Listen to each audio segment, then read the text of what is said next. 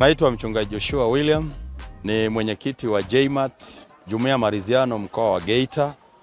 Leo tumekutana viongozi wa dini kuzungumuza kwa pamoja kama viongozi wa dini, tukifanya kumbukizi ya miaka 26 tangu tumeondokewa na muasisi Mwalimu Julius Kambarage Nyerere, tukikumbuka yale aliyoyafanya na namna alivyopigana na kupambana kwa hekima na kwa maarifa kuhakikisha kwamba taifa letu linapata uhuru kwa amani, bila vurugu wala bila mapigano.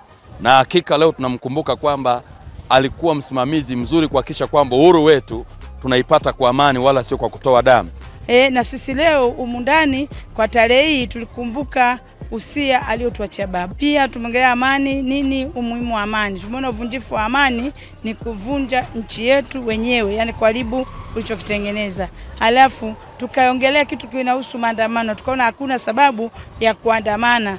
Julius Kambarage Nyerere aliyetuachia amani na akatupa kama tunu ya taifa letu. Na sisi kama viongozi wa dini ni wajibu na ni haki yetu ya kimsingi sana kuendelea kuhimiza umma wa Tanzania juu ya amani ya nchi yetu ya Tanzania.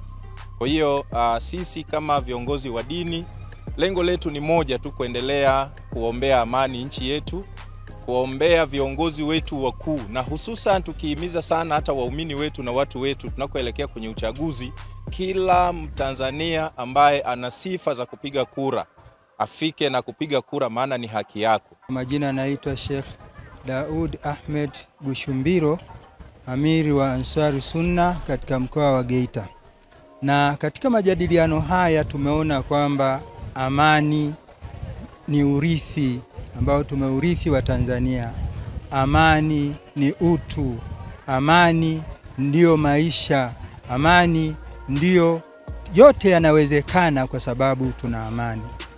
Kwa hiyo kwanza tumeombea amani taifa letu, tumeombea amani uchaguzi, tumejadili kwa kirefu kuhusu haja ya Watanzania kupiga kura na kwa amani.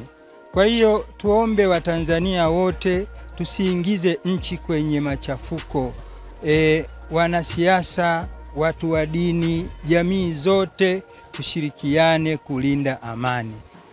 Maandamano kwa kipindi hiki, yawe ya amani yasiyo ya amani, sio kipindi cha kufanya maandamano.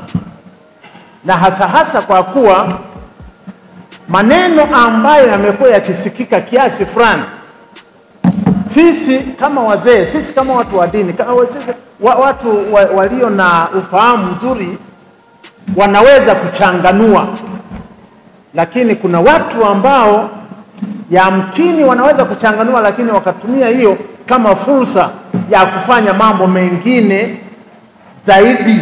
Kunapotokea maandamano hata yanayoitwa ya amani, kuna vibaka wanakuwa humo, kuna wezi wanakuwa humo, kuna majambazi wanakuwa humo. Wao hata kama mnaandamana kwa amani, wao wanakuwa na agenda yao.